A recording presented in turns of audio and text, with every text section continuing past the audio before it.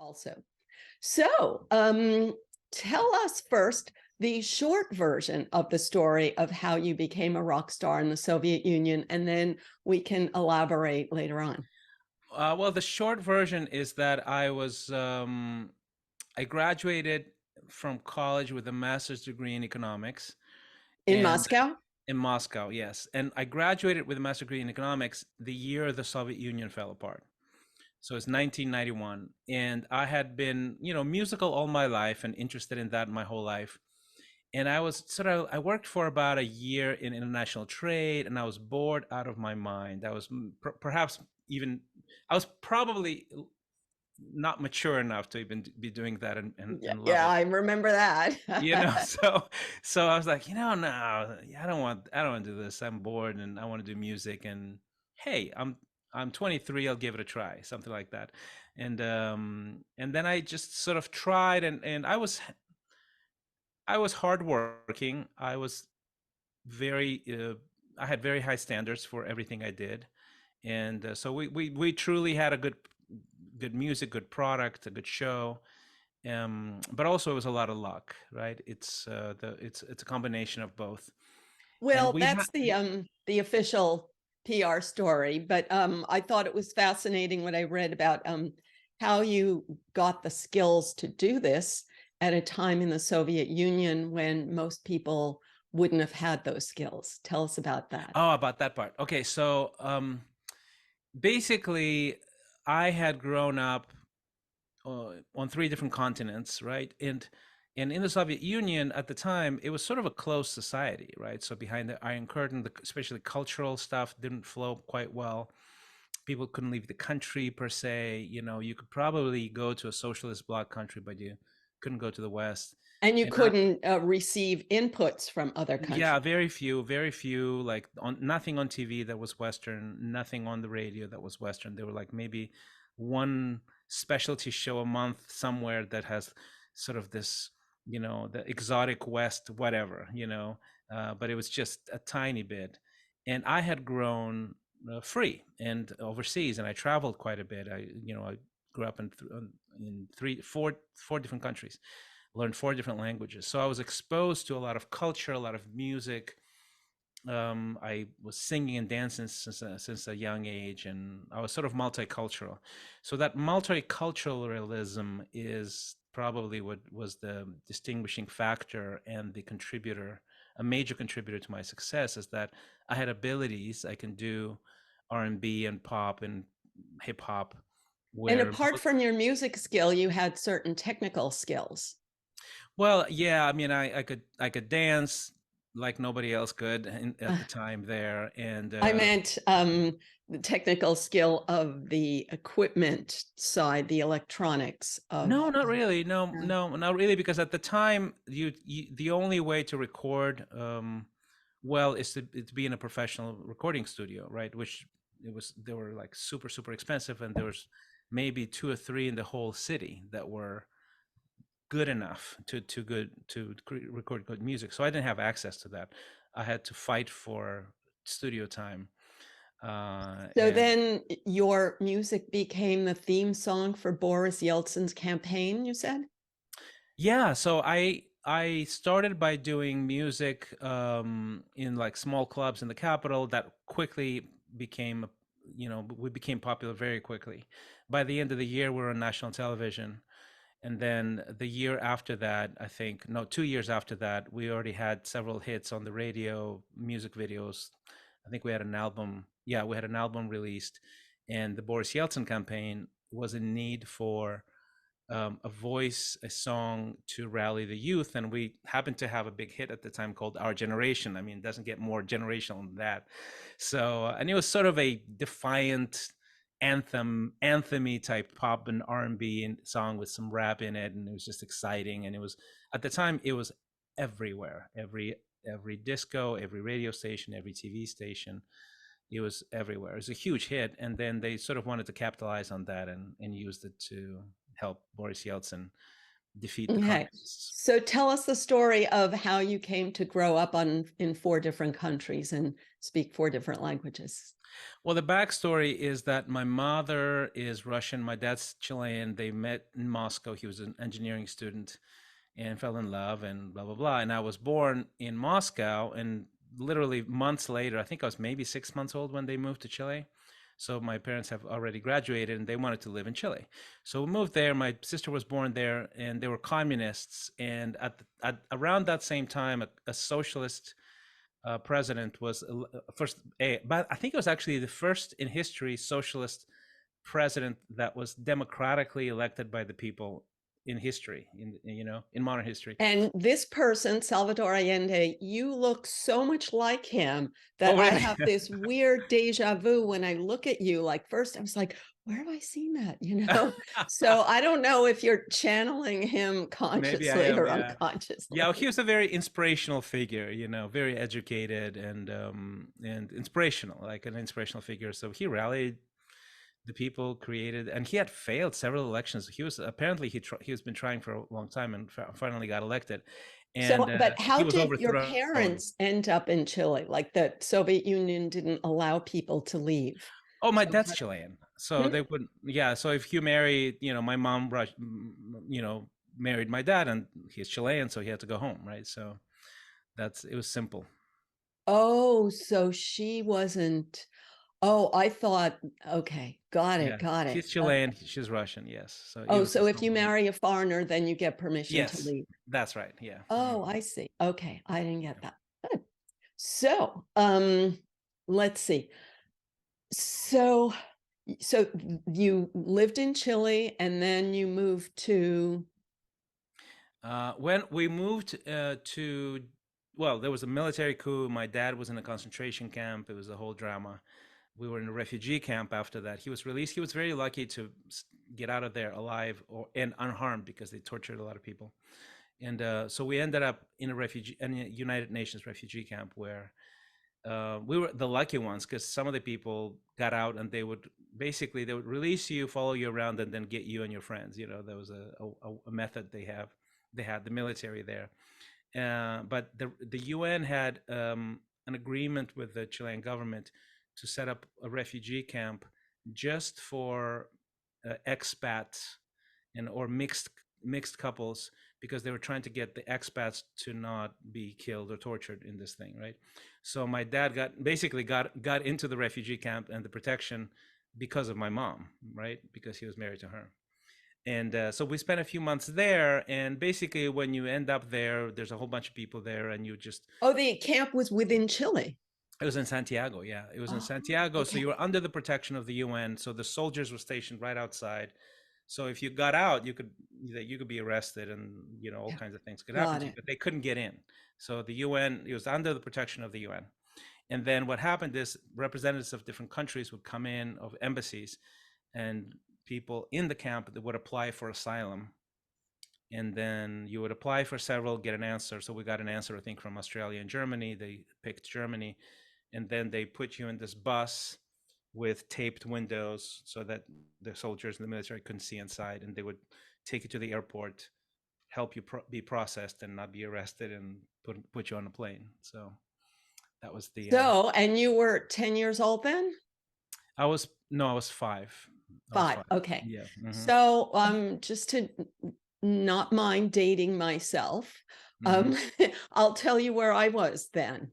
Okay. So I was in college, in the middle of my college years, and there was a student protest in response to this event, this fall of Salvador Allende. Uh-huh. And um, as you know, students tend to be drawn into the illusion and the philosophy of the Marxism, to put it directly, of I was certainly surrounded by Marxism in my good Ivy League education. And then I remember one day looking at this big protest and realizing that it was sort of a party. And I thought, what are the chances that all those people are there because, like, they were reading the newspaper and studying history and really responding to the facts versus just showing up at a party. Right. Yeah, So yeah. that's Uh-huh. when I started a little bit questioning the belief system that was imposed on me. And I think because, when I was young, a belief system was imposed on me, and that, like every child. And then Sure, in sure. college, you're told that the belief system of your childhood was bad, and here's a new belief system.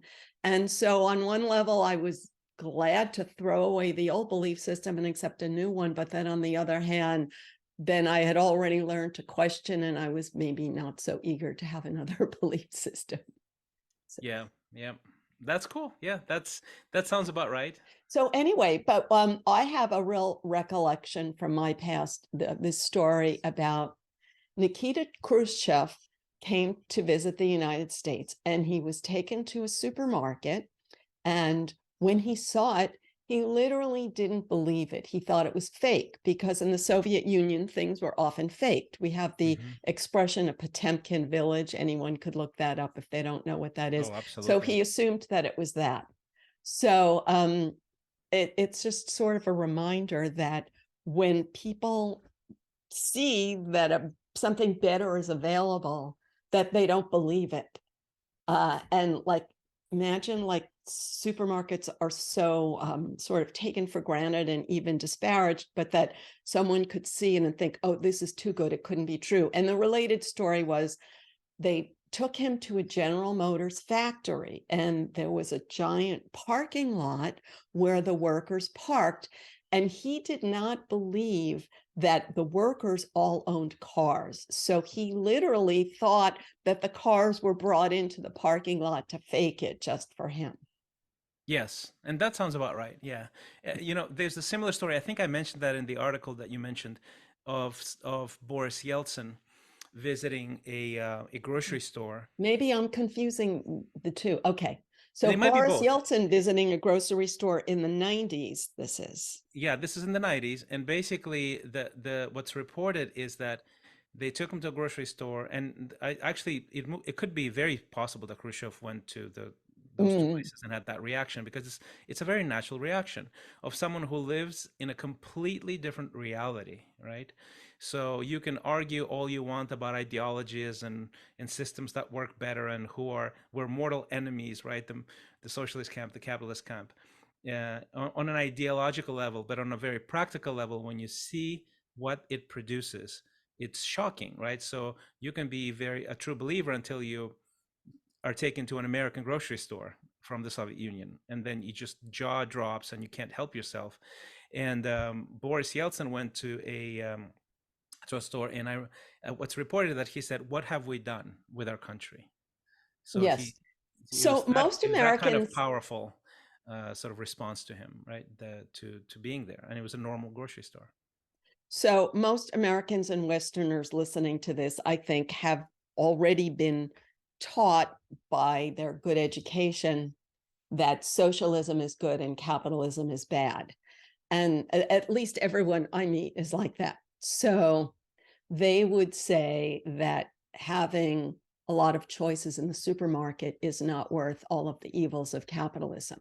And Hmm. when they say that, it's because I think they have not been educated at all about what life was really like in various socialist countries. And that's why I was interested in your experience. So tell us a little bit about, you told me a story about how most kids growing up in the Soviet Union did not have any access to Western music or movies, and how you were able to get access to them because of how your mother struggled to do that. So tell us about that. So of course, by my standards, my own standards right now, we were super poor, but we had the privilege of being foreign. I had a Chilean citizenship. My sister had a Chilean citizenship, and then my mom had some, because she worked overseas.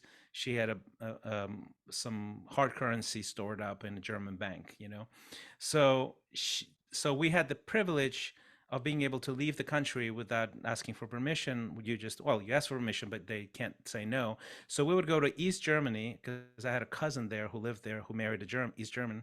So it would stay there. And then my sister and I would cross over to West Germany. My mom couldn't, note that, because she's a Soviet citizen and we were Chilean citizens. So we'd cross over like two teenagers, right? Whatever. We're 16 and 14 or something like that, or 17 and 15. And we would buy um, a few VHS recorders or like a double decker, one of those, boom boxes that you can have two cassettes and you can copy one to the other, or like a personal computer. At the time, we were the first ones, like Commodore 64, that kind of thing. And we would buy a few things, and then we would, of course, I would shop for music and albums and the latest that came out. And we would cross over back, and then eventually we would go back to Russia and sell it in the black market, and that's how we lived, right? So at the time, and we could sell this probably at a 7 and 10x of what it cost In the in Berlin. Soviet Union. Yeah, in the black market, because there Yeah. was such a lack, people would pay a lot of money for these things. Mm. So because of those, so that's how we lived. So we actually had a privileged lifestyle, but even that privileged lifestyle, I look at that now, I go, oh, that's really poor. It's all relative.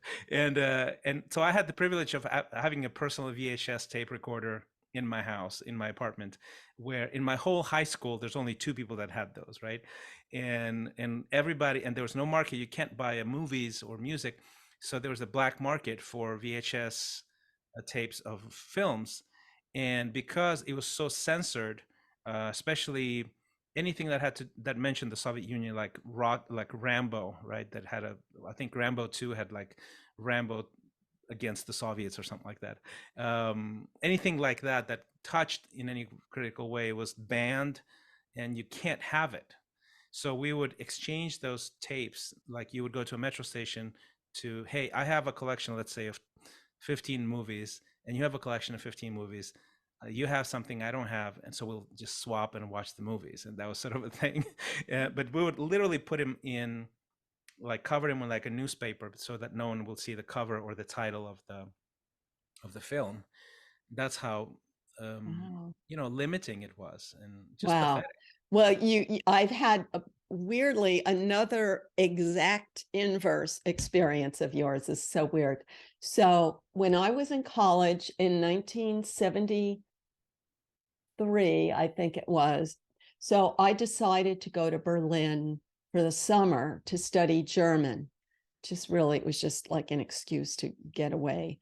Mm-hmm. So living in West Berlin, and then you could go to East Berlin. So you would be like in the communist bloc just from the subway, because the subway from before World War II was still functioning. So you go down into the subway in West Berlin, and then you come up, and there you are in the Soviet bloc. And so you can't leave the subway until you go through all of these processing. Yes. So the core of the processing is that you have to exchange West marks for East marks, a minimum of $5. So to me at the time, $5 was a lot of money. And so I spent my whole day in East Berlin trying to spend those $5, and there was nothing to buy. Yeah, that sounds right. It's Yeah. terrible. And so I don't know if you remember Alexanderplatz in Very, very yeah. vividly, very vividly, yes. So in 1973, Alexanderplatz was like a wasteland. It was empty. It was just bizarre because it's this giant, plaza.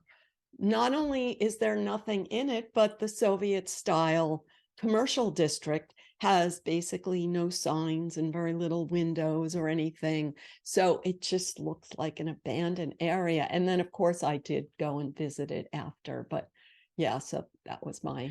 It was like taking that train, and I think I boarded in Alexanderplatz. That's where you would board to go in either disembark or embark to go to West Berlin. It was literally like going from a black and white movie to Yes. to a Technicolor place, right? And to me, what struck me later, I think I put that on the article as well, is that there's probably the only thing that comes close to this is South Korea and North Korea, right? Like it's ethnically the same people, the same talent, the same culture, the same language, and these people produce radically different results depending on the environment they're in, and especially the political system. And to me, one of the most shocking ones, like I drive an Audi A6, right? It's a very nice German car, and the Germans have cornered the luxury car or segment, at least some of it, like the Audi, um, Mercedes, and BMW, right? That range, they just know how to do this. I mean, I drove luxury cars, Japanese luxury cars. You go from, I had an Acura TL, I think. I went from an Acura TL to an Audi, and I was like, oh my gosh, I understand now. Like, I'm a believer. So the reason I tell you all this stuff is that the same people that produce Mercedes and BMW, just gorgeous, absolutely great engineering, amazing cars, produce the East German Trabant. Just look it up if you're listening to this. Trabant is the most egregious excuse for a car you'll ever see in history. It is absolutely awful. It is One of the ugly. old jokes was that the car comes with gloves built into the back window because you have to push it so often. Exactly. Yeah. It was just, and I drove in that because my cousin had one of those, right, in East Berlin. And I remember going, this is worse than even the Russian cars. I mean, I thought they were the worst. And it was the Germans who did it. And how can the same Germans who produce Mercedes, produce a Trabant? And the answer is the socialist system. Yes, yes. And I have to say, though, apart from the politics and the government, that any system of a large bureaucracy can do the same thing, Oh, even yeah. here. So, a personal example I have recently. So, I love to write and I love to create PowerPoint presentations because you get to combine the art and the writing. So I really usually enjoy doing that tremendously.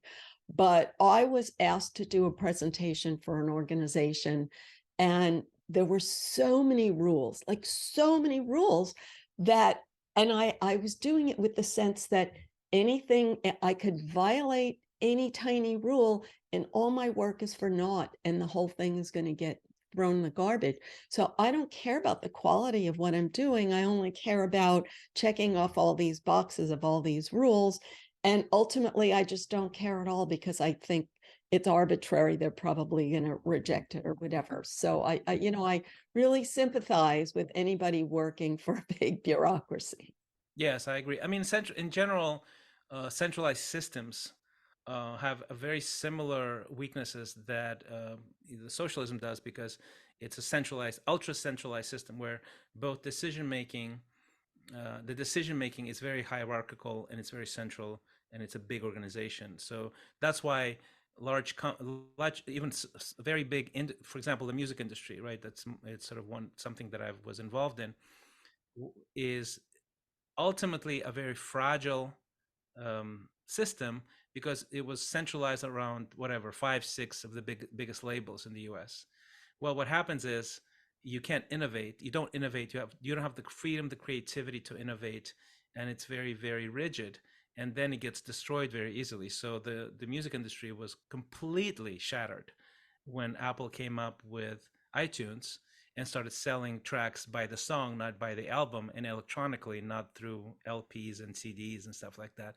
And the music industry, instead of embracing it and actually innovating on it, they resisted it, and for the longest time fought it, resisted it to no avail. And of course, they had to reform eventually and reinvent themselves. But all kinds of centralized systems. That's why big enterprises are by definition, they're very rich. They have this robustness. They can pay more, but they will be, sooner or later, most of the time, they will be destroyed by innovators who disrupt them, because they're decentralized, very flexible, very creative. They get the pulse of what's going on around them. And And more in touch with reality and precisely, consequences. precisely, yeah, Yeah, precisely. So I mean, great. and I think great enterprises now are trying to mitigate that. Like Amazon, for example, has actually a culture of a small business. That's what they're trying to do. I don't know how successful they are because I don't work there, but they understand that, and they're decentralizing as much as they can. So that's basically it. Yeah. We're running low on time, but I also wanted to ask you some thoughts about the topic of violence. Now, you've experienced violence in your life, possibly, hopefully peripherally as much as possible. And I have an interest in this topic because my ancestors are all Sicilian. So I've ended up doing a lot of research on the mafia. Okay. So a lot of people have heard that after the Soviet Union, there was a brief period of capitalism and then sort of a mafia style Mm-hmm. system. Mm-hmm. And it's very sad. And yet, because of having studied from my ancestors' perspective, I see how horrible the choices are. And I'm not saying that poverty justifies violence at all, but it's really like if it's the social pressure, if you don't participate in this system, then we're going to kill you. Mm-hmm. Which in Pablo Escobar called it plomo o plato. Either you Yeah. get lead Mm-hmm. or silver. So you get the silver reward or the lead bullet.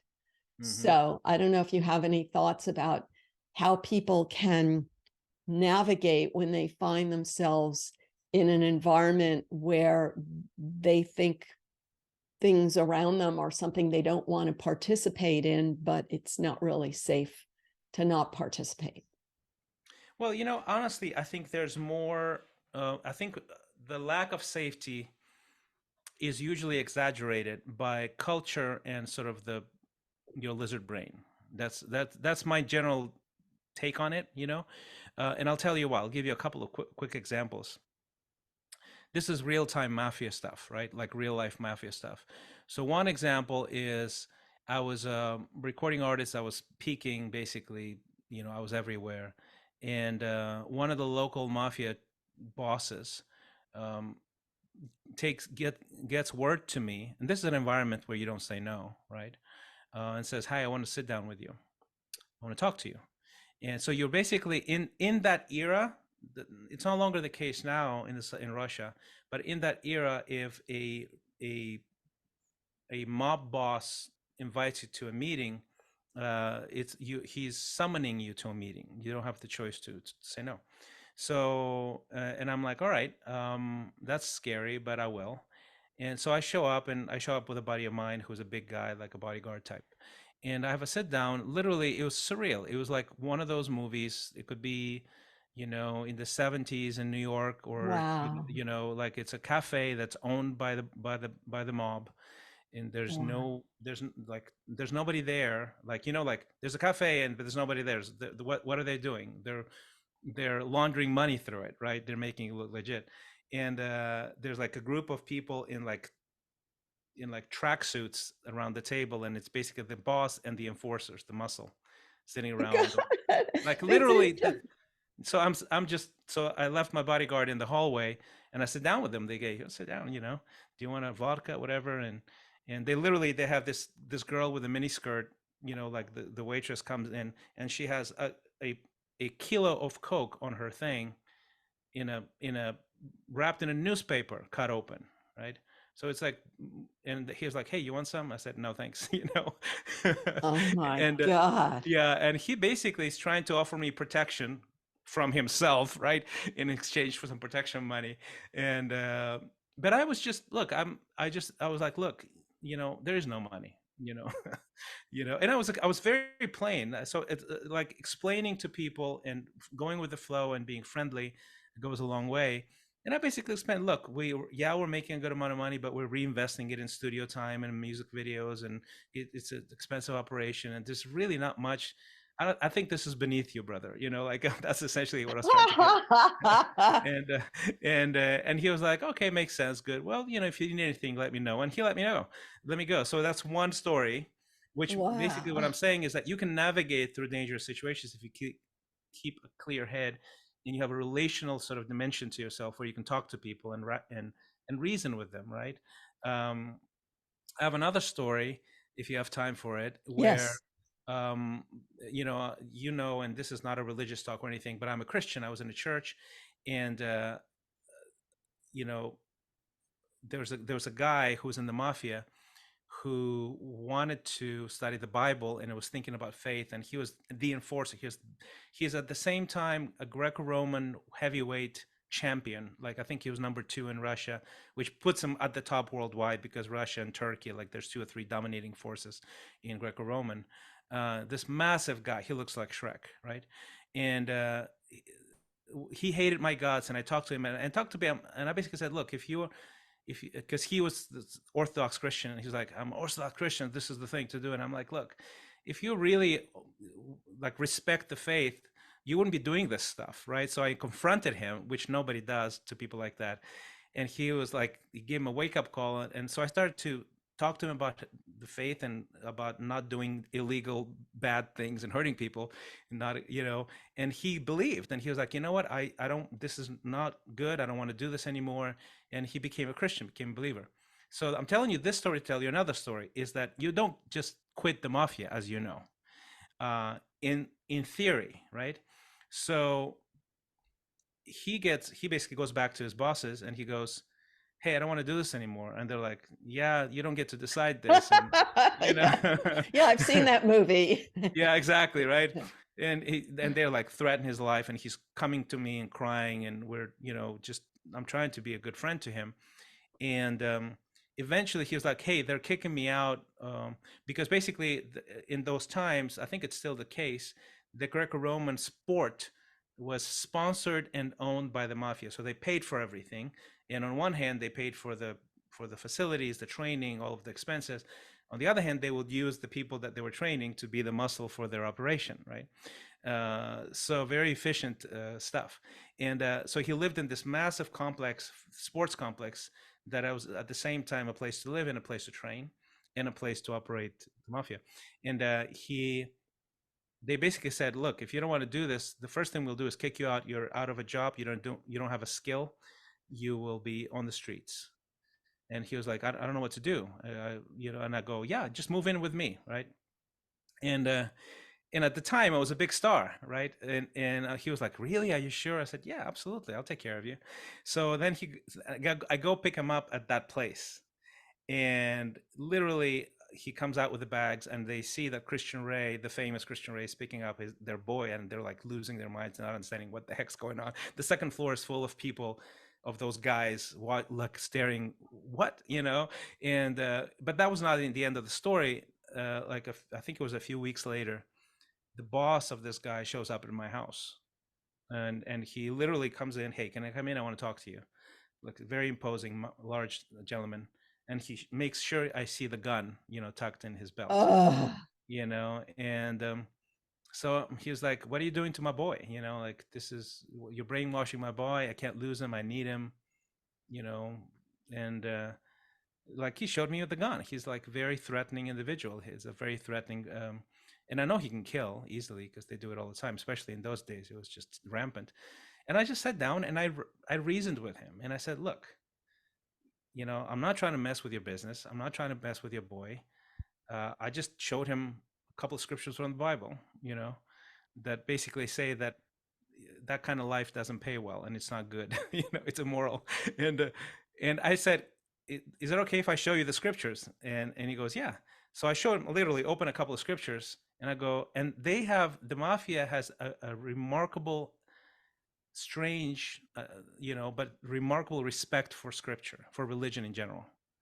So if I Really? open, yeah, Do you mean the Russian? You're talking the Russian Russian mafia. mafia, Yeah, very and religious. Italian too, probably. Same thing, Yeah. like, so they would pay for the building of new churches and the gold and the domes, and they would, that it's sort of their way of sort of compensating for the lifestyle, right? I think, but they really have actual respect. So this very threatening guy, I just opened the Bible, show him a couple of things, like, Jesus says this, Jesus says that. Like, don't blame me, this is Jesus, right? And he was like, all right, I guess you're okay. And literally stood up, shook my hand, left, So I guess what I'm saying is that there's ways around it, and it's not as bad as you can navigate this, basically. Wow. Wow. That's great. Just really good stories, and really scary. So I have to tell you my equivalent of this, which is so weird. So when I lived in Africa, It was known for a lot of corruption, and you've probably lived in places like this where Yes. anything you do, you can't get it without paying a bribe. Yep. So you, in order to get your mail, you have to go to the post office and pay a bribe to the clerk behind the counter to get your mail. And if you don't pay it, they'll just steal whatever, Hmm. if you got a package mailed to you.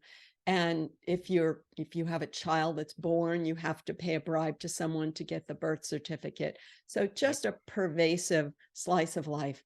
But the part that affected me the most was drive around town on my moped, and the police would always pull me over, and they expect a bribe in order for you to go on your way. And I was oblivious. I didn't realize that. So I would keep getting pulled over, and it's sort of like silence because they're just waiting for me to, Yeah. Do. and I didn't because I didn't know. So then I learned that you could not do it by accident. So that's how I learned that all the people who told me, "Oh no, Loretta, you have to give them a bribe. You have," like, even foreigners, like, "Oh, that's their culture. You should respect the culture." So you're contributing to the corruption of Right. this country, and you're trying to present it as this noble thing. Well, um, started out on a moped, but one day a friend lent me their car, and he said, if you get pulled over, you have to have some money ready to give to the guy. So I'm like really nervous. I get pulled over, and I was like so terrified that I rolled the window down a half an inch and fed the bill out of the window, which is the most uncool thing you could possibly do because Right. it's, visible. You're not supposed to make it visible, but it sort of shows that I was better off when I didn't believe that you had to participate. And I was Right. really harmed by this whole view that you have to participate. And Yes, then I to make understand it that. Yeah. worse, one day I was sick, and this friend of mine, he said, "Okay, I made an appointment with you for the doctor, and here's a bottle of champagne that you need to give to the doctor." So I go to the doctor, but I did not give the doctor the bottle of champagne because to me it was like humiliating, like to publicly bribe a doctor, or Yes. just having somebody look in my throat and prescribe me antibiotics. So I go back home with a bottle of champagne, and my friend was furious because I had burnt his bridges with this doctor by not offering Yeah. the champagne. Yeah. Exactly. And that's the thing. That's the big thing, I think, that if you're swimming in a country and if you're swimming, if you're a fish and you're swimming, you don't know you're wet, right? And so if you're in a country where there's freedom and there's very low corruption on a look sort of normal person basis, right? You don't understand the power that has that creates opportunity, choices, entrepreneurship. It creates innovation. It allows people to boldly, pursue things, and that's just not normal. That's sort of what I try to explain people. It's normal in Western countries, and in the U.S. and Canada, so Western countries in general. But that's a very small portion of the world, if you think about it, right? And part of the big reason why many of those countries are poor and struggling, it's not because people are not talented, not innovative, or lack of resources. It's because of corruption. It's because of a culture that's where this is normal. This is how you do things, and it's destroying generations of lives and opportunities. And it's just super, super sad.